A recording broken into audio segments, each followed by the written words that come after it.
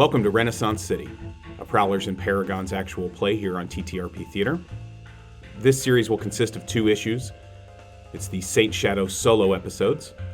Jazz and I recorded these a while back, and going back and re-listening to them, it's interesting how much they fit into the story even before we had told some of the story. I'm really excited for you all to hear them, and I'm really excited to get the other solo episodes out there as well. Those will come later down the line, but I don't have a ton to bring up here in the intro today, so really I just want you all to be safe and remember that we are available if you need somebody to talk to, or if you want something to do during your quarantine.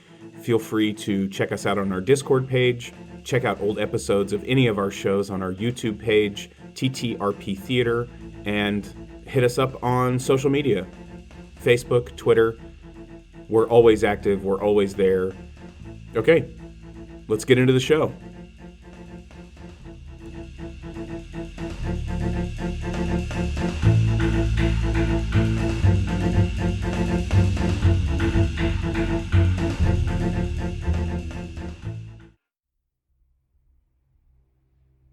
Tonight we are going to have a little side quest.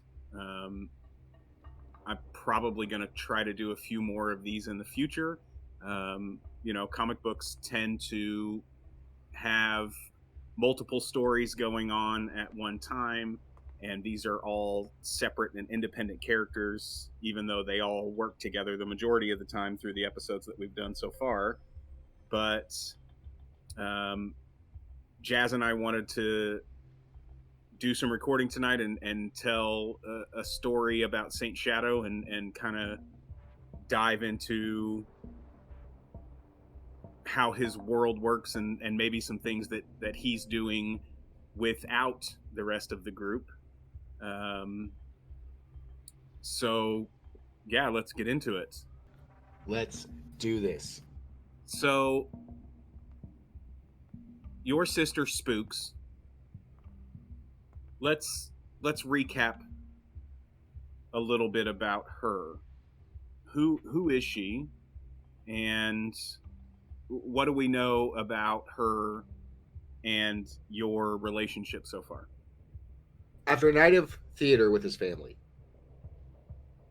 Al was walking past an alleyway and he saw somebody who was living on the streets. And as he looked closer at that person, he noticed that they had one very defining genetic characteristic, and that was she and Al and Al's father all shared the same nose. Al asked his father about it. Father denied him. Al began seeking information, trying to uncover this mystery of who this person was. It was actually during this time that Al developed a lot of his skills for sneaking and how to break into buildings, how to find information quietly, how to build a network of informants, etc.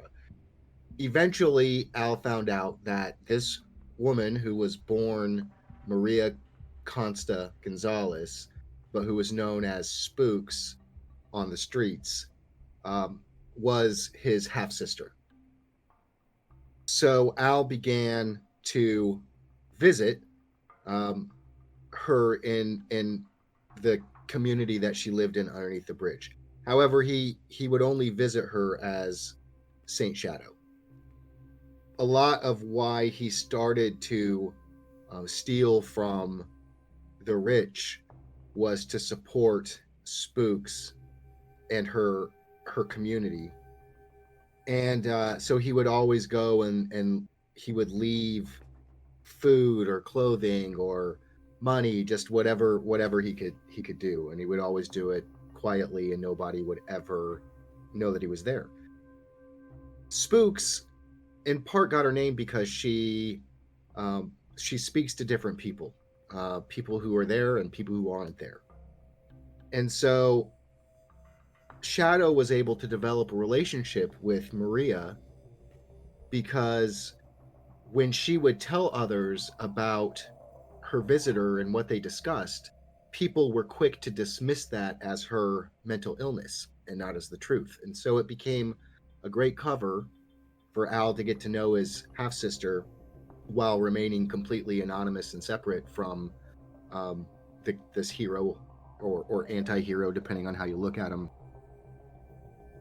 So fast forward many years, and Al has his own money, in part from his association with Shadow, and in part because his family is wealthy. And he puts up Maria in a home in what would now be considered the suburbs of Detroit.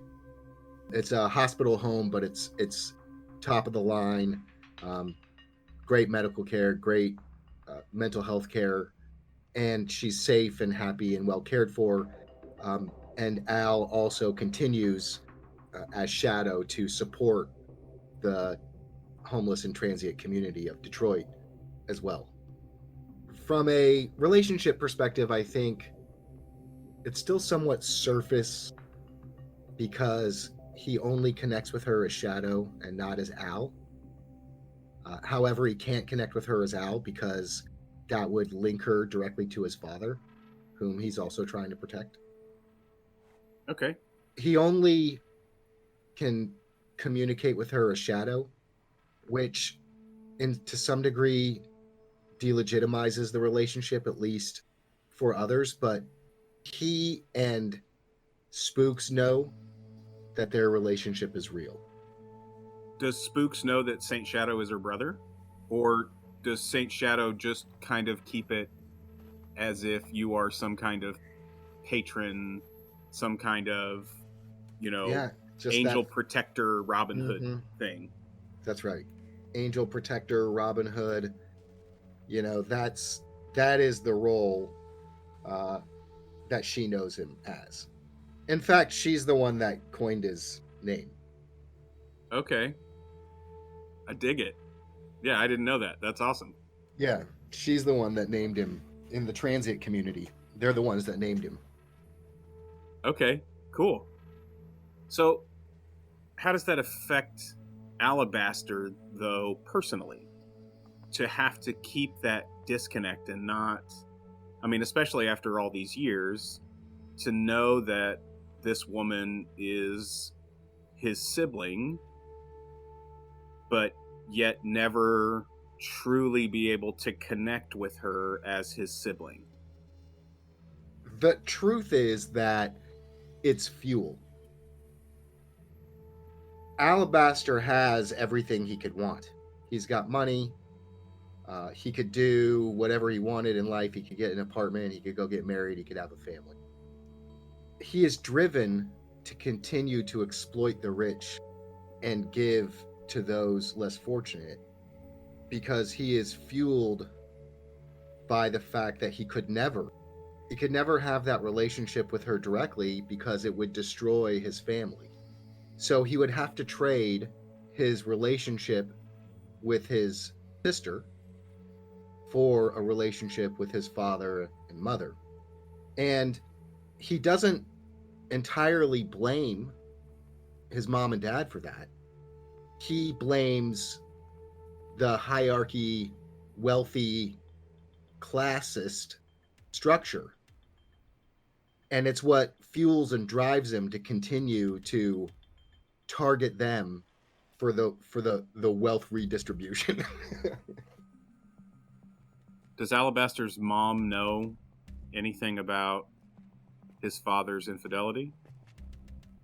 Alabaster has never had that discussion with her. Look, Edith was a matriarch. She knows what's going on in her household. Some of the things are spoken and some of the things aren't. But she probably knows more than most people would give credit to in those days. But it's nothing that's ever been spoken of openly. As far as you know, they still are a happily married couple? Happily married couple. Although, at that time in our culture, their marriage was not based on love. When they were born, it was arranged. was more of a business arrangement, was bringing together these two families. And remember, this is very old money. Right. So Spooks' mom, Esmeralda, was really the love of Lawton's life. But that didn't affect what would be known as or considered a happy, successful marriage at that time in society. Okay. Does that make sense? Yeah, it does. It's an interesting and difficult topic, especially considering, the centuries difference between then and now. Yeah. But for the period, yeah, it makes complete sense. Yeah. So I think they have a successful marriage. Information was not so easily accessible and out there for everybody, so nobody really knows about Spooks. It was a very well hidden secret. It's also that devotion to my family that keeps me living in two worlds. If one side or the other wasn't around anymore, you would give up that duality? Well, I think if there was one person alive that Al loved, he would not give up the duality Gotcha. because he believes that the best way to protect his loved ones is for them not to be associated with the part that he knows is morally and ethically ambiguous. Or opposed to either side of the family. Right. Because if it was found out that Alabaster Whitingale was Saint Shadow, what would that do to your parents? Oh, right. It would destroy them and all of their friends Right. who Alabaster's been marking, right? Right. Who Alabaster has been straight up robbing for a decade. And it's, I don't know, does Saint Shadow leave calling cards? Like, do they know that it's you that's doing it? Or is it just you're just so good at it and you target the rich? I think until recently, it was a ghost. Okay. Um, Nobody knew how these things went missing, and oftentimes they were very valuable, but not necessarily big. So a necklace, a ring, etc. Okay. And you are wise to and learned in antiquities and jewelry and Right, fine art and those sorts of things. You have all of that education, and so you know what's worth money and what isn't worth money. right. And plus, I get to hear all about what they have at the parties, and Yeah, you see it all firsthand.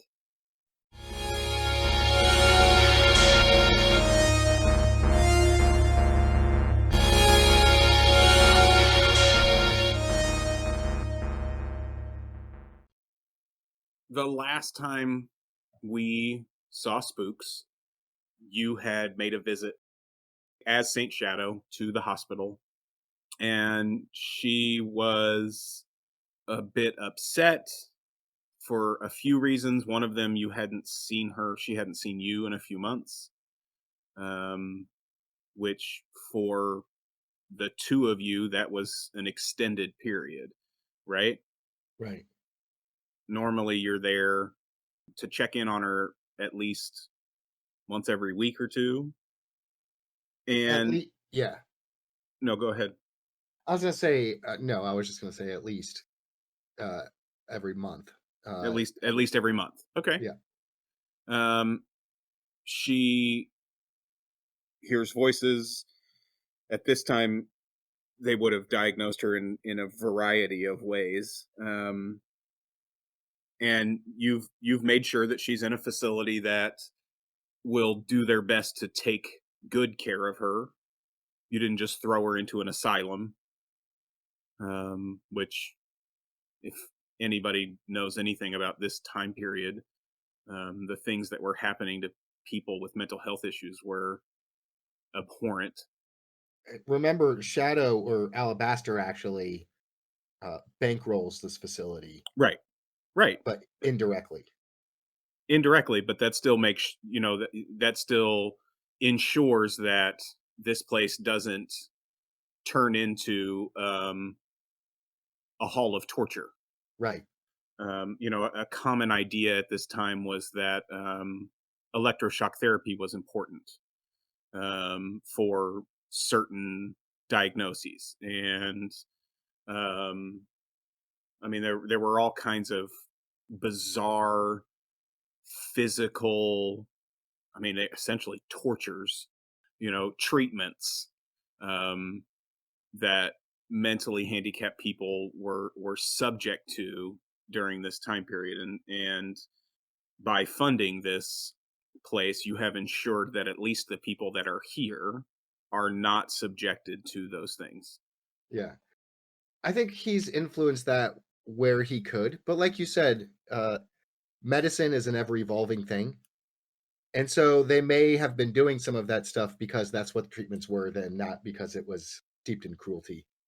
Yeah, I mean, dude, the amount of lobotomies that were done from Right. the 40s to the 70s, I mean, it just became a thing. They were just like, nope, just Just oh, take that. she's not happy at home doing laundry and vacuuming all day. She's sad about that. Well, give her a lobotomy. I mean, seriously, that was a fucking that's Unbe- a real thing. Unbelievable. Um, it's bizarre. Anyway, that's a whole other tangent. Speaking of tangents, you said something earlier and it kind of made me think about this. So now that Shadow has been out in public, are people starting to connect him to the robberies in the past? I don't think that's come up yet. Do people have a understanding of what he is exactly, or is he just a figure that's been at some of these public events? I think that. Well, what do you think? I think he's been part of the community for so long at this point that while you haven't necessarily been standing up and getting your picture taken for the front page of the paper, the name Saint Shadow isn't unknown. And I mean, especially within the communities that you help, and there are enough new people coming into those Hoovervilles and those destitute communities all over the country, but a lot in Detroit, partly because there just isn't enough housing for all of the people that are moving there to work in these factories and try to fill these jobs that are just exploding in Detroit in the 20s. And so I think your name is in the public. I don't know how public Saint Shadow himself has actually been. Not. He's not ever. He's never talked to a reporter or anything like that. He's been in public in terms of speaking and seeing people, but he's never like put himself out there to be known. And also, I like to think that there are lots of stories about Saint Shadow, and many of them aren't true. Like really extravagant ones that the public has created about these things of wonders that he's done. Like what? Like like, oh, did you hear about the time that Saint Shadow lifted an entire herd of elephants from the circus and dropped them on the mayor's lawn? Just weird, stupid stuff. Paul Bunyan kind of stories. Yeah, Paul Bunyan kind of stories. Okay. So not, but I'm sure there are some boogeyman stories too. Right. Do you string up petty criminals? You know what I mean? Do you do that kind of thing? Are you out there fighting for justice, or are you really just robbing the rich to feed the poor? Yeah, no, it's just robbing the rich to feed the poor Okay, at this point. so you're not a vigilante against crime. Mm-mm. Um, But I think there are some boogeyman stories amongst the rich. oh Like yeah, sure, of course. oh, you better be nice to your better be nice to your staff, or Saint Shadow will come steal your daddy's ring, kind of stuff. Well, and at this time in America, there was such a workers movement It was really starting to gain steam, and the ideas behind socialism and sharing the wealth, that was also a very popular ideal in the late teens and early 20s. Are you being touted by labor leaders? Is that even a thing for Saint Shadow? No, I don't think so. I mean, he's he's pretty ground level Okay. for for the most part. Like the things that are happening with King and Raymond are like the first time that he's really been out there in the public eye. He generally operates on a much smaller scale. He'll go steal the precious piece of jewelry that's worth $3,000 or whatever that would equate to in today's world. Right. And he'll take a portion of that and totally like set up the homeless communities for like a month. And then the rest he invests through various channels. And he just kind of does something like this 2, 3 times a week diligently and without fail. And that's kind of how he's built up this reputation and his wealth. In addition to other legitimate ways he has, like through his father, his education, um, etc. And so he's never really like that's why think that that's why I really see the public generally he was just kind of this figure of either like great achievements or boogeyman of your material but he's never really been out there as like a bona fide hero or super type personality. Okay. So this whole adventure is new ground for him too. Completely new ground for him. Okay. See, that gives me a whole other understanding. I mean, that gives me a whole new understanding as to what's going on in this world. It's one of the things I love about this game. We talked about it, before we started recording tonight. While I have studied the city quite a bit, and I know a good amount about the city, and I know a good amount about the major players within this setting.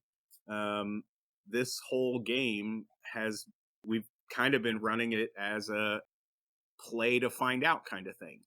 I try to throw out some hooks and some ideas, and then we just run with it. Or we go shopping. Or right. Well, I mean, and that's sometimes where it ends up. I mean, that's sometimes where it ends up, and it's the beauty of this game style, and it's something that I get thoroughly frustrated, but yet intensely enjoy, because we really are just improving through several hours of play every time. Yeah. And it makes it that much more interesting. I feel like it's why Shadow is so awkward in these groups. Doesn't know what to say or how to act when he's around other people. He doesn't act like a proper human or like a proper hero or a proper criminal. Is it because he doesn't know what he's supposed to be? Well, and he doesn't know how to do this part of his life around other people. Okay, it makes perfect sense. Not socialism, progressivism. That was the Progressivism. word I was searching for. Yeah, the Yeah, the yeah. The the workers. ideal of progressivism that stemmed out of Republican politicians in the late 1800s, who were basically fighting against corrupt politicians. That's how progressivism started. Middle class and upper middle class men and women who felt like everybody deserved to be treated like people, and everybody deserved to be paid, a reasonable amount of money. It's a shocking Shocking, isn't it? It's just a shocking platform. Who would want those things?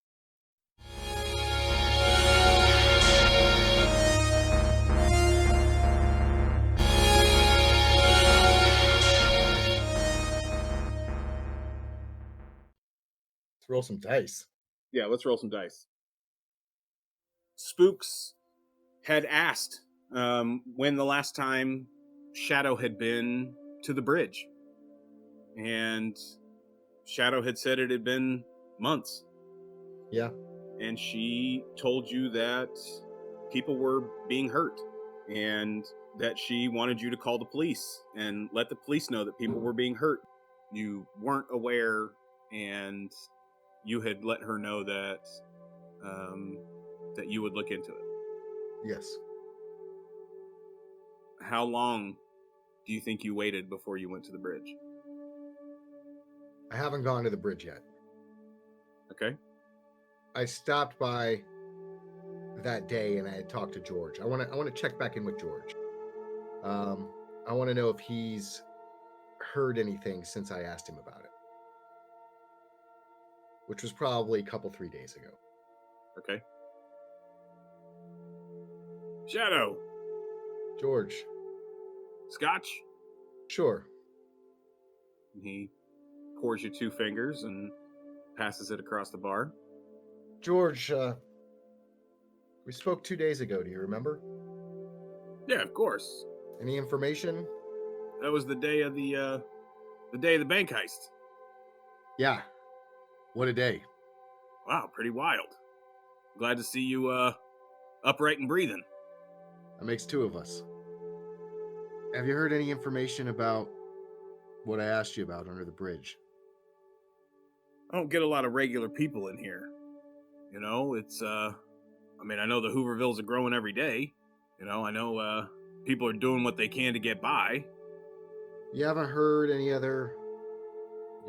any of these supers giving tale of chasing some guy out from under the bridge or foiling some plan? Man, most of the people I deal with that have powers just come here to hide. They come here to stay anonymous. I don't ask a lot of questions. Most of them don't tell a lot. You know, I mean, I'm here because my sister, she had powers, and I want to give people a safe place where they can just be people. George, you're a good one. How's Phyllis? She's doing all right. She's a firecracker, but you know, we get by. Did you get that plate of summer sausage I left for you?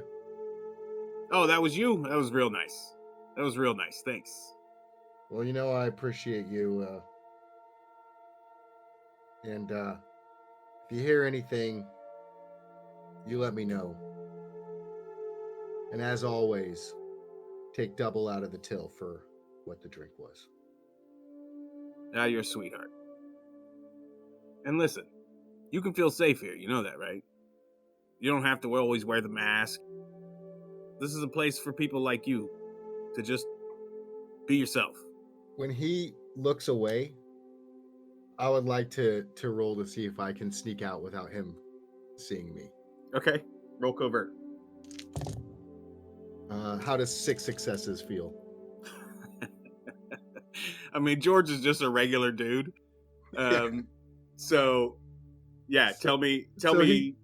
He goes, Shadow, I want you to know you can feel safe here, you know? This place is for you too, and you can take off the mask. And he turned his head because he thought he saw like a mosquito or something out of the corner of his eye. And so and he came back and I'm gone. Quiet as a mouse. Quiet as a mouse. Quick as lightning. Like a shadow. Like Nice. a shadow. Yeah, George. I did it again. Every time. Why I kind of gotta bring up and take off his mask every time? Every time. Jules probably would have been a better person to ask. Jules, yeah, or if you want, you have street contacts as one of your perks, right? Is it a perk or is it an ability? Well, I have Streetwise as a talent, but then I have criminal contacts. One point of criminal contacts as a perk. How many dice do you have in Streetwise? 5. Let's make a Streetwise roll. All right. 2. 2 dice. 2 successes.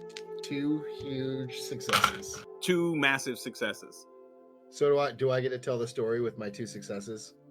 Well, I think what you do is through that roll, you kind of start looking for some other information, maybe through some contacts you have at local hospitals. Maybe trying to find out if other people have been coming in with similar injuries, Right. or if they found dead bodies with similar injuries.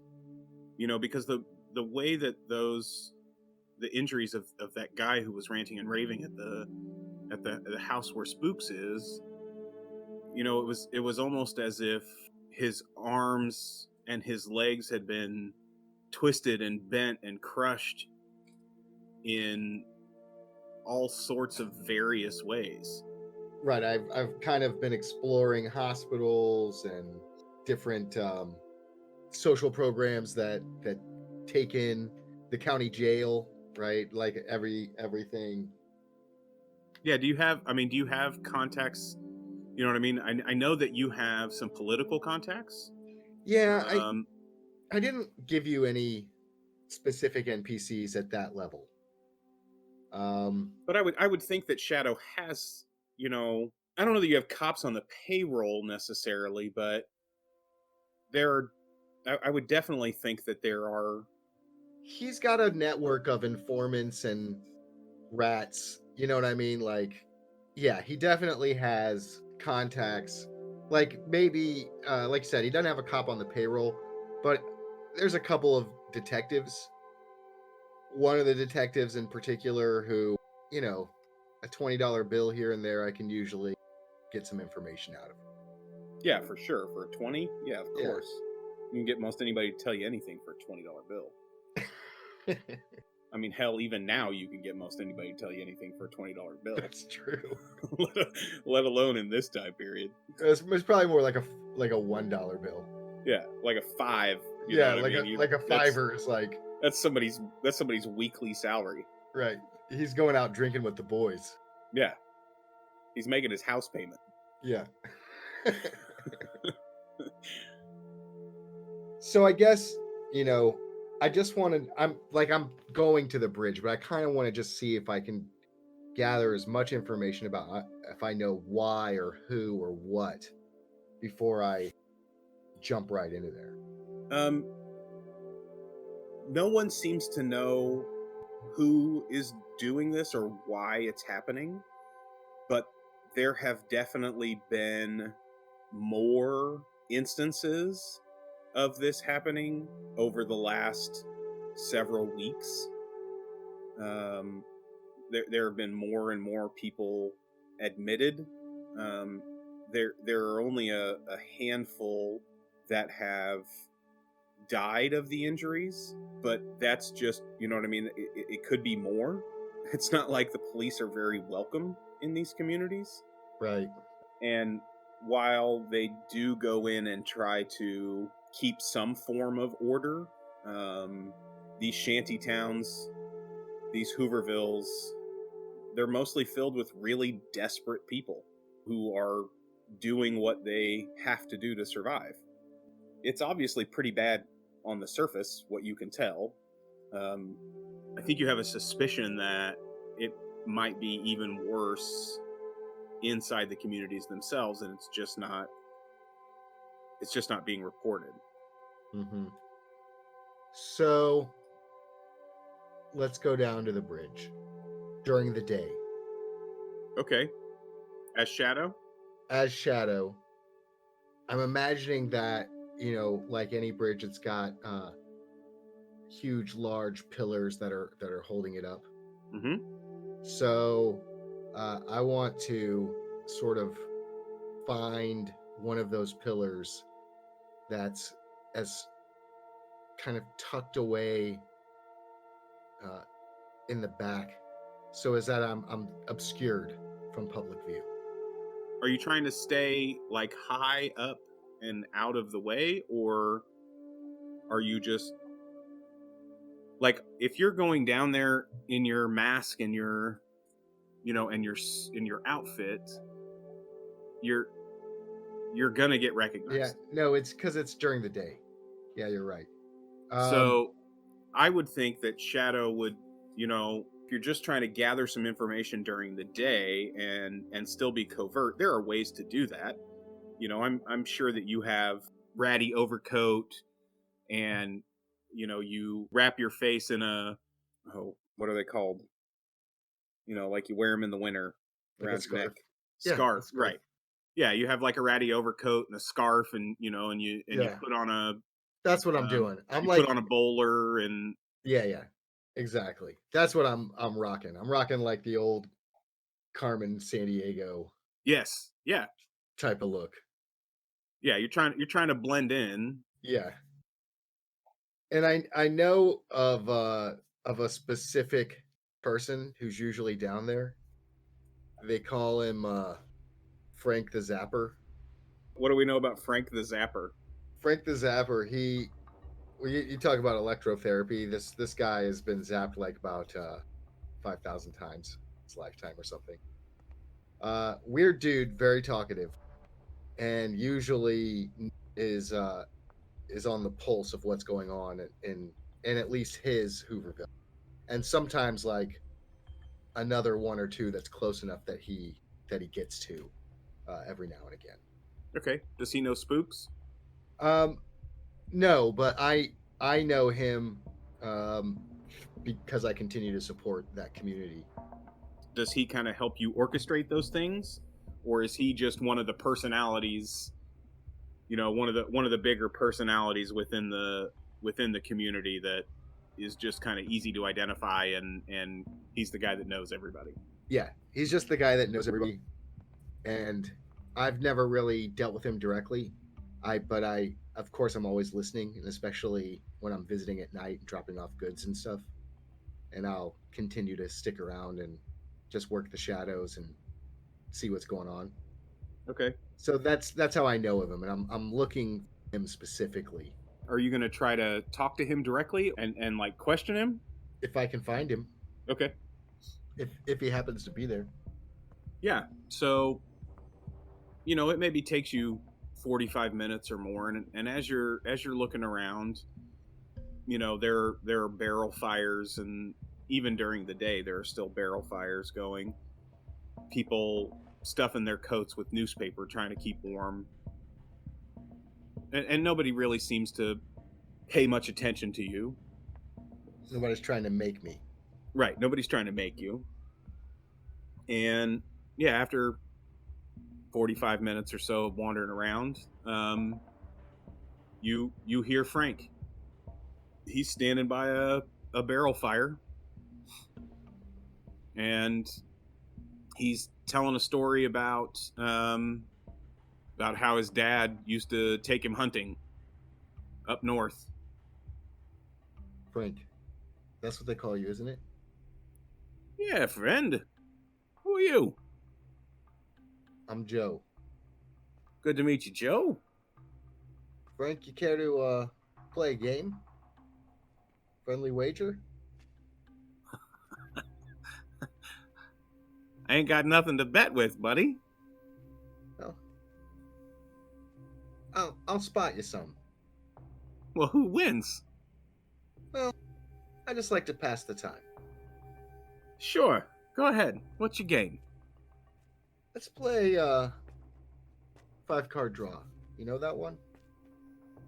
Yeah. You got a deck? I do. Pull out a standard deck. I give Frank 50 cents in various coins. He goes over and sits next to a barrel. There's like an old barrel that's got a couple of beat up stools next to it. He shoos a guy away who's sitting there, and he kind of brushes it off and sits down. Have a seat, Joe. All right, you deal. And I'm losing. I'm going to lose on purpose. And a couple of times. Okay. First hand goes. He shuffles away, deals cards. How much do you lose to him the first time? A nickel. Okay. And how much do you lose to him the second time? A dime. Seems to be my lucky day. Sure does. He deals a third hand. So, what are you about there, Joe? Frank, I know this is a weird question, but a few of our friends have gotten some real weird injuries. Have you seen this happening? You know what I'm talking about? Let's,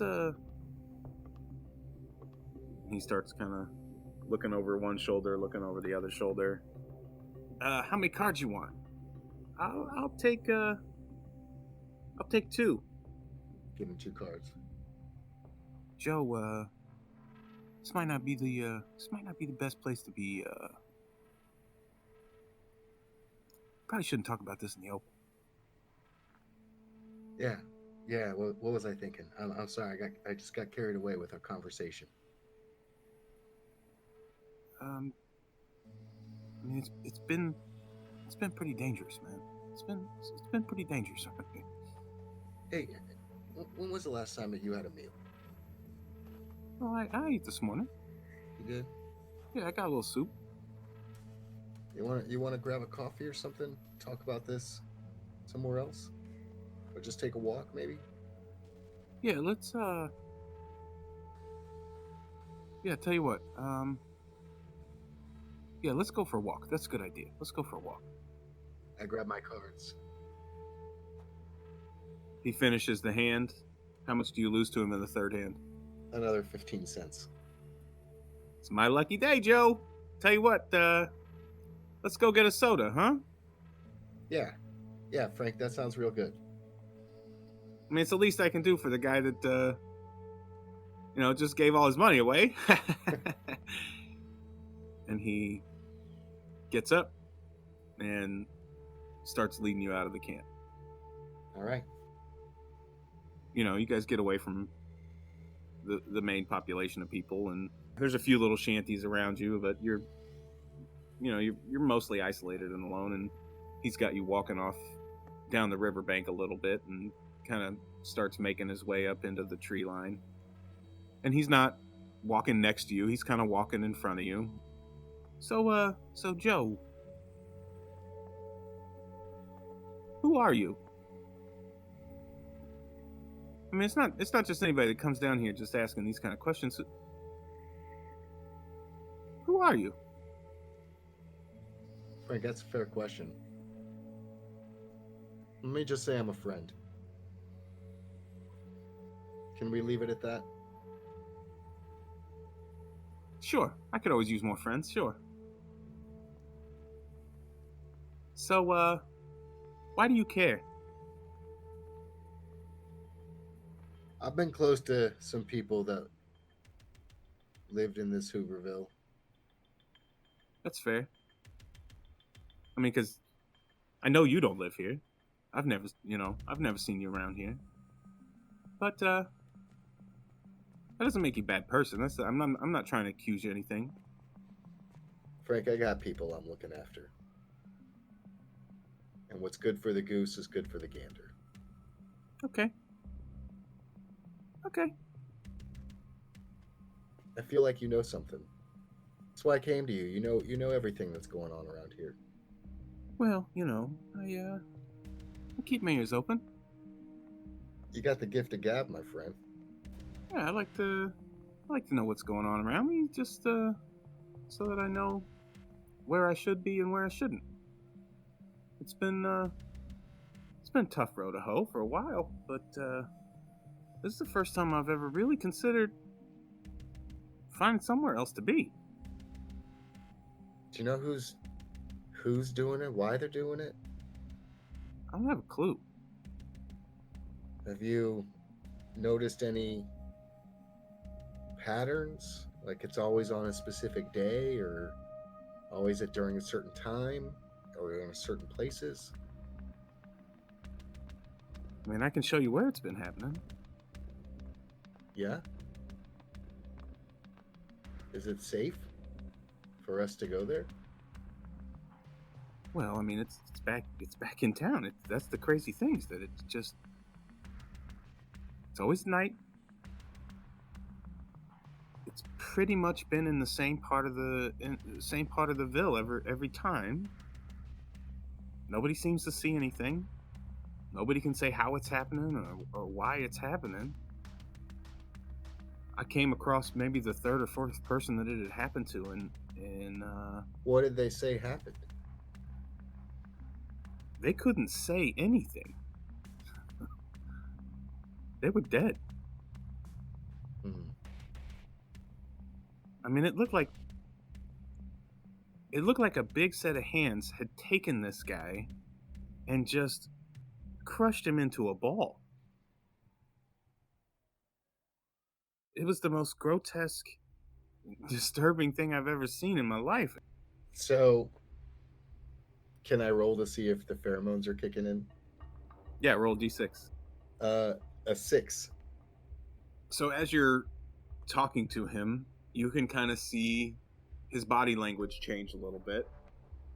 And he seems to be a little more joyful, even though he's telling you about one of the worst, if not the worst, experience of his entire life.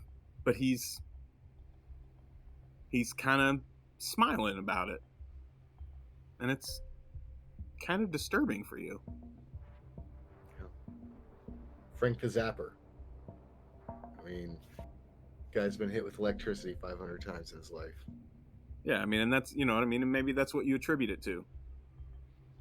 Frank, if you would be so kind, take me to the area this is happening while we still got daylight. Okay. Whatever you say, Joe. I'm not going in there with you, but I'll show you where it's at. All right. I'd appreciate that. And he kind of makes this circuitous route up through the woods and back down again. And you guys come out right at the base of the bridge.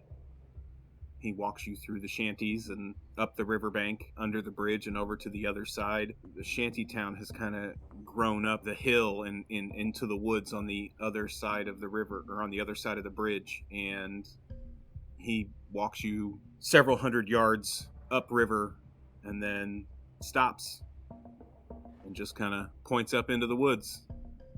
It's always up there. How frequently has it been happening? They just took one out 3 nights ago. She was lucky to be alive. Where is she now? I don't know. Gone. Hmm. I didn't know her. I mean, the word travels fast now. It's not an uncommon thing for somebody to hear somebody screaming, or to hear a loud bang like something fell over around here. It's not an uncommon thing. But after the first few of these, we all pretty much know what they sound like now. I extend my hand to Frank. He reaches out and takes it. And I got 7 successes on slipping him 2 $1 bills without him noticing. Okay. Yeah, you don't have any trouble doing that. You're pickpocket extraordinaire. Yeah. I just slip it in, he doesn't even know. So Yeah. he made $2 and 30 cents. $2.80 because of the 50 I gave him to begin. Oh, that's right. He started with 50. That's right. $2.80. Yeah. It's a pretty good day for old Frank. All right. So I want to, I'll head back to like my house or whatever. Okay. Get ready as Shadow. And we're going to go for an old-fashioned stakeout.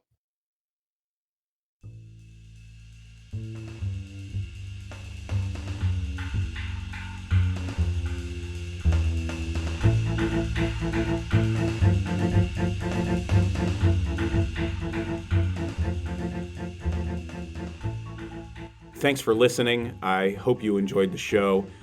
It's a really good setup for what's coming next. The second issue in this series takes some real twists and turns. I'm excited for the reveal. I have such a good time. I say this every time, but I really do have such a good time playing this game with these guys, and am so proud of the story that we're building together. I'm also really proud of what we're doing at TTRP Theater and all of the great content that we're putting out, all of the wonderful casts and game masters and dungeon masters that we have going. All of our old episodes are available on our YouTube page. You can jump on our Discord and join our community. It's active and fun and funny. Beth and Curtis have a really great DM help episode out there. I'm hoping that they're going to put out some more of that. We're working on some podcasts. We've been playing some Sunday Fun Day games just on the side, just to keep ourselves active and interactive during this quarantine. So if you're looking for a game, jump over there and join us on the Discord. If you have the means and want to support us, we're grateful for all of the subs on Twitch. We're grateful for all of the patrons on Patreon. If you'd like to support us in that way, your Amazon Prime account, you have a free Twitch subscription that you can use on our channel. We would greatly appreciate it. If you're willing and you have a couple extra bucks and you want to throw them our way because you enjoy what we're doing and want to support independent artists, you can check out our Patreon, TTRP Theater. Really, the most important thing is all the follows and the likes. If you can click the thumbs up, if you can retweet us on Twitter. We are really proud of what we're doing and super proud of this community. We love supporting independent artists and creators. So if you have the means and want to do that alongside us, please head over to our Patreon page. We are so grateful for all of you that listen and participate. I hope you enjoyed the episode. I really think you're going to enjoy the next episode, issue 2 of the Shadow Solo series. Every time, I don't know why I struggle so much with this ending. Okay, I should probably just write something, I guess. I don't know, whatever. Here's to you! What does that even mean?